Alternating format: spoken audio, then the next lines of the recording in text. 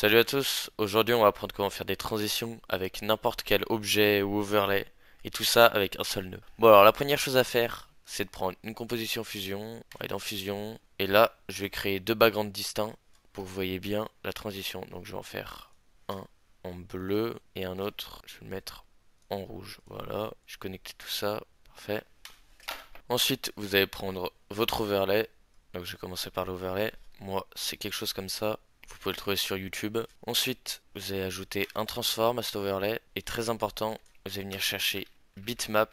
C'est le nœud en question qui nous permet de faire les transitions. Vous l'ajoutez. Le transform, vous le connectez à la flèche jaune. Et ça, à la flèche bleue. Là, on va ajuster la taille avec le transform. Voilà. Vous retournez dans bitmap. Dans le canal, vous cherchez luminance. Et là, vous voyez que déjà, on a une transition qui apparaît. Et là, je trouve qu'elle est trop lente. Donc, ce qu'on peut faire, c'est ajouter vitesse. Je vais mettre ça à 3.5.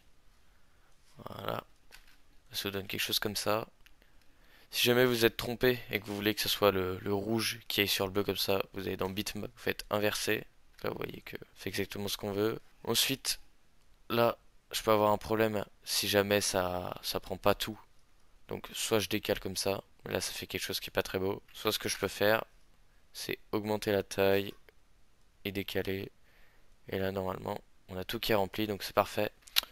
Ensuite, pour faire la même chose mais avec un objet, donc là on va supprimer l'overlay, supprimer le speed, ça on va remettre les valeurs de base. Donc vous allez connecter votre objet, moi j'ai choisi le logo de Batman pour que vous voyez bien que c'est ça parce que ça a une forme assez révélatrice. Voilà, là il se passe rien, c'est normal, on va retourner dans le bitmap et quand ça bouge pas dans le canal, en fait faut pas choisir luminance, faut choisir alpha.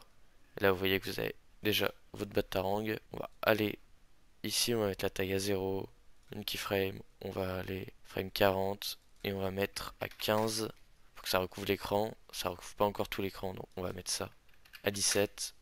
Parfait. Et là, vous voyez que vous avez votre transition, c'est parfait. Comme d'habitude, vous pouvez aller dans Spline et vous pouvez jouer avec les paramètres pour rendre ça plus smooth. Vous pouvez, encore une fois, mettre du flou de mouvement. Et voilà, donc si jamais vous avez aimé cette vidéo, n'hésitez pas à la liker et à vous abonner. Et si jamais vous avez des questions en commentaire, n'hésitez pas à me les poser. À bientôt.